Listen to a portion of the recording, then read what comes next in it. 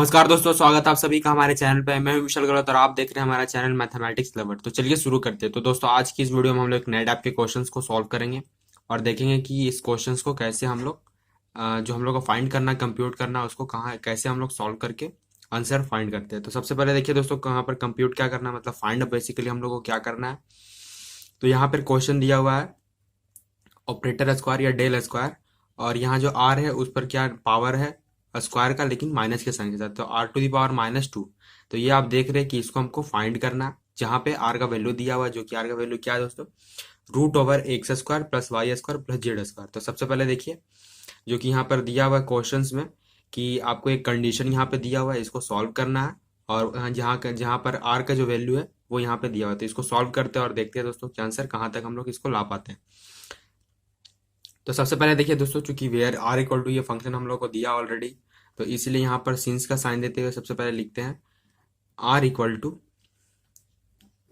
√x² + y² + z²। ये हम लोग को दिया हुआ है।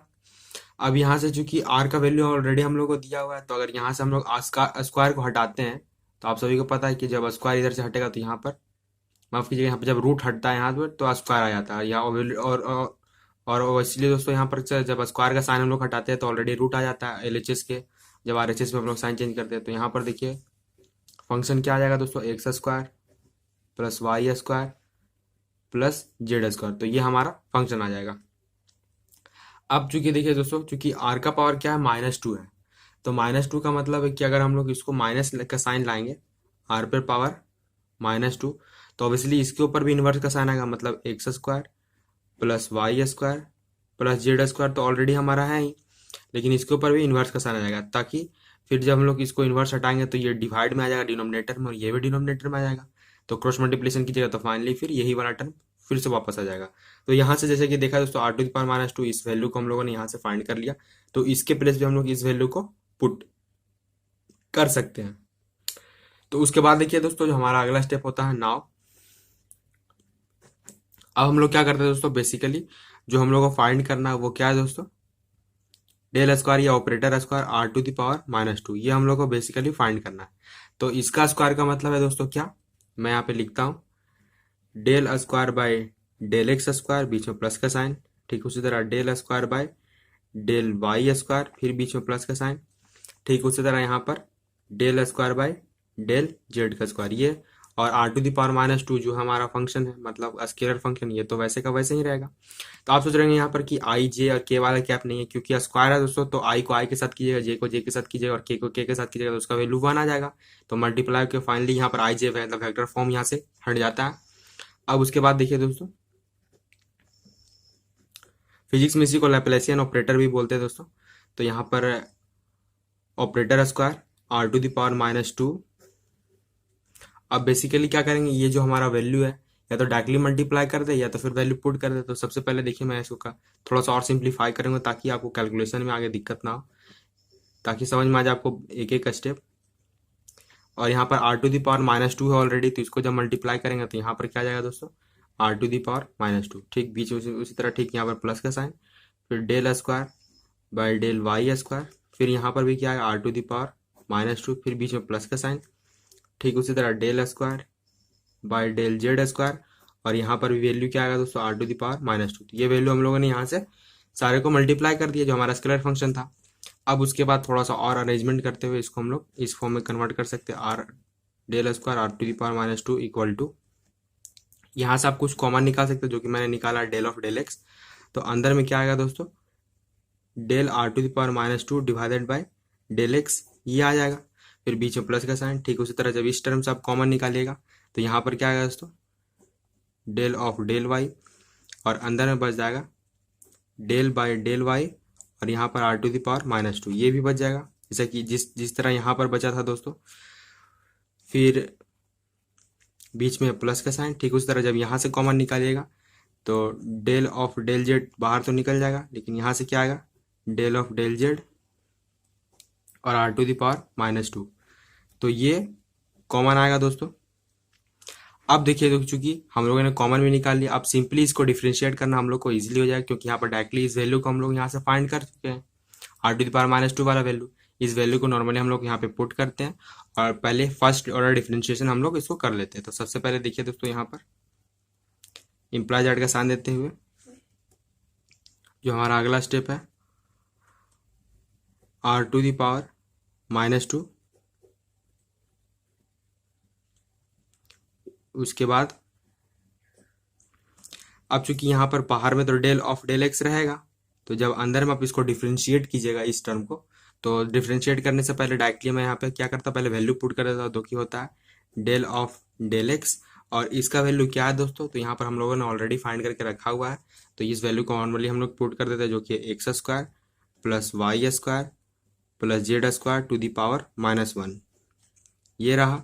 फिर बीच में प्लस का साइन, ठीक उसी तरह यहाँ पर क्या होगा, डेल ऑफ डेल वाई, फिर जब यहाँ पर वैल्यू पुट करेंगे तो यहाँ पर क्या आएगा दोस्तों, डेल ऑफ डेल वाई तो रहेगा, लेकिन इसके साथ फिर यहाँ पर x² + y² + z² ये रहेगा, और इस पर पावर क्या आएगा दोस्तों, -1, यहाँ पर -1 आएगा, और यहाँ से ये हो जाता है ब्रैकेट क्लोज। यहाँ पर del of del Y x² + y² + z² ⁻1, तो यहाँ पर -1 लिखा हुआ दोस्तों। आप थोड़ा सा स्पेस नहीं होने की वजह से मैंने यहाँ पे थोड़ा सा आपको दिक्कत लग रहा होगा, तो मैंने बोल भी रहा हूँ, आपको समझ में आ जाएगा। उसके बाद फिर दोस्तों यहाँ पर बीच में प्लस का साइन, ठीक उसी तरह डेल ऑफ डेल जेड, और यहाँ पर क्या आएगा दोस्तों, डेल ऑफ डेल जेड तो रहेगा ही, ठीक उसी तरह यहाँ पर भी आ जाएगा x² + y² + z² तो जैसा कि देखा दोस्तों, सारे स्टेप में हम लोगों ने क्या किया, नॉर्मली ये जो r⁻² का वैल्यू था इसको ऑलरेडी हम लोगों ने यहाँ पे पुट कर लिया। अब देखेंगे उसके अगले स्टेप को कि आगे हम लोग कैसे इसको डिफ्रेंशिएट करेंगे नॉर्मली इसको, और उसके बाद फिर नेक्स्ट स्टेप की ओर हम लोग चलेंगे। तो उसके बाद देखिए दोस्तों, हमारा अगला स्टेप r⁻² = तो बाहर में डेल ऑफ डेल एक्स ये तो रहेगा, लेकिन जब इसको आप डिफ्रेंशिएट कीजिएगा तो यहाँ पर क्या आएगा दोस्तों, डिफ्रेंशिएशन -1, क्योंकि x⁴n वाला फॉर्मूला हो जाएगा। ठीक उसी तरह यहाँ पर क्या आएगा, x² + y² + z² -2 आएगा, और चूंकि x के रिस्पेक्ट में कर रहे हैं इसलिए फिर फाइनली क्या आएगा दोस्तों, 2x आ जाएगा। फिर बीच में प्लस का साइन, ठीक उस तरह यहाँ पर डेल ऑफ डेल वाई निकलेगा, ये तो पहले से ही बाहर में था।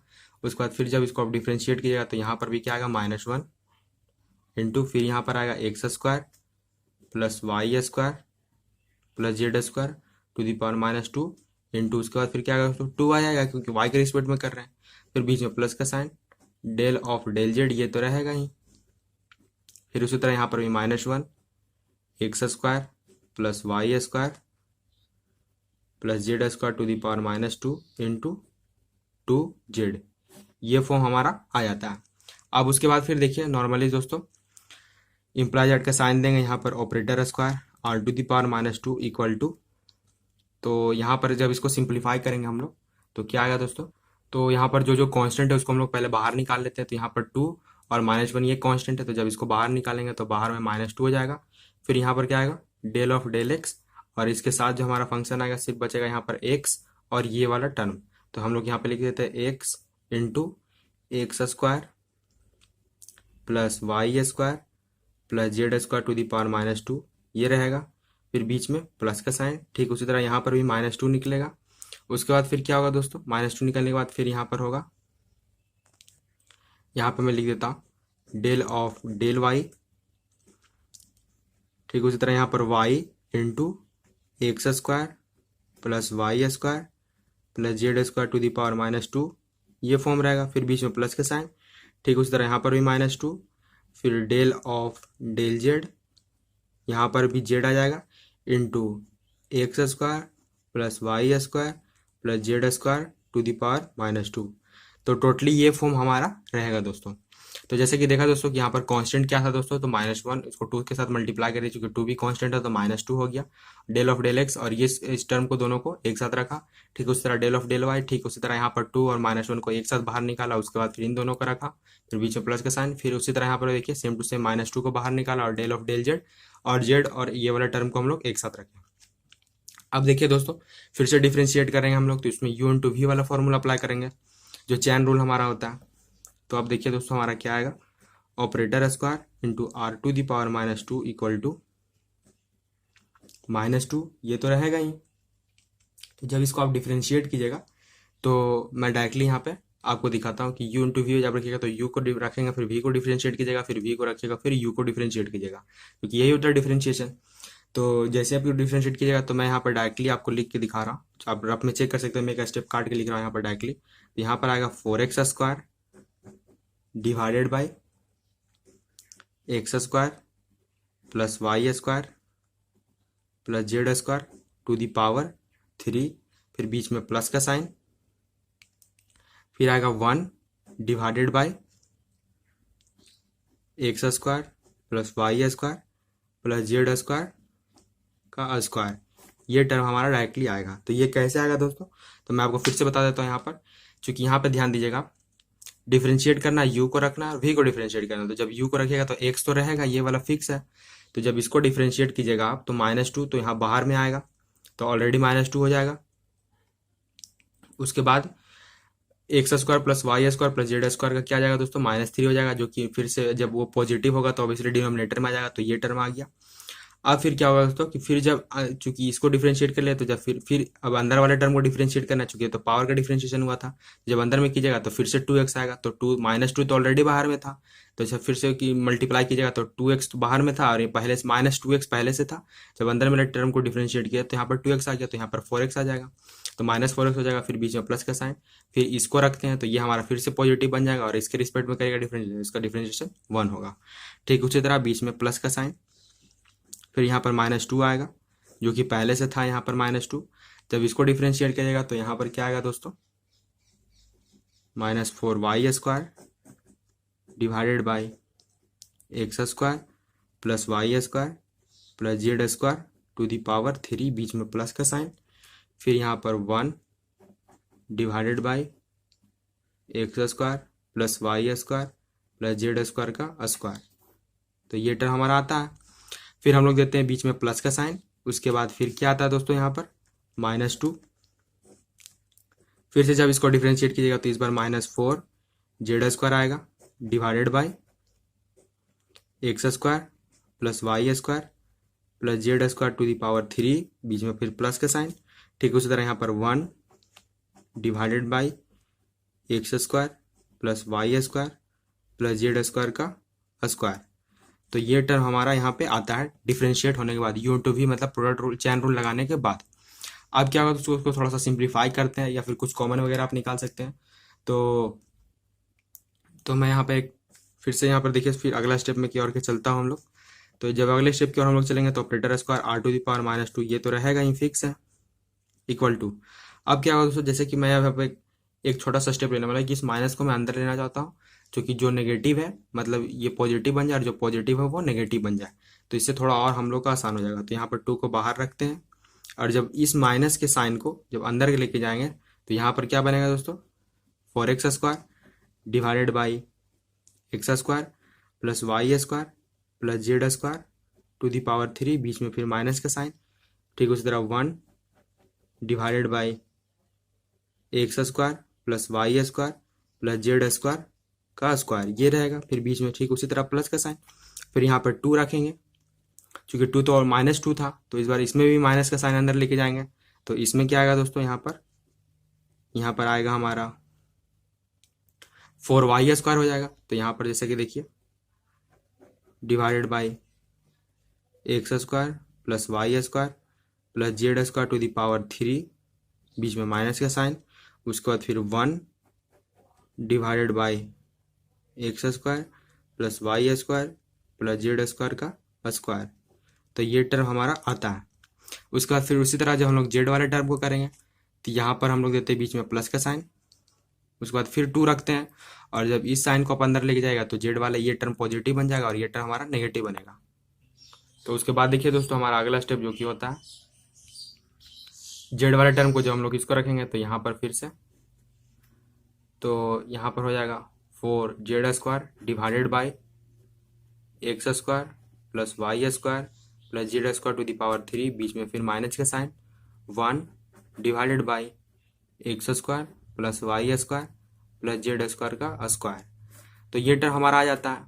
जैसे कि आप लोग देखा कि माइनस का साइन जब इसके साथ लेके गए थे हम लोग, जो कि यहाँ पर नेगेटिव था, तो ये नेगेटिव से पॉजिटिव बन गया, पॉजिटिव से नेगेटिव हो गया, जो कि यहाँ पे देख रहा है। ठीक उसी तरह यहाँ पर भी माइनस के साइन के साथ ये भी पॉजिटिव से नेगेटिव बना, नेगेटिव से पॉजिटिव बन गया, जो कि ये वाला टर्म था। ठीक उसी तरह इसमें सिमिलरली उसी तरह किया।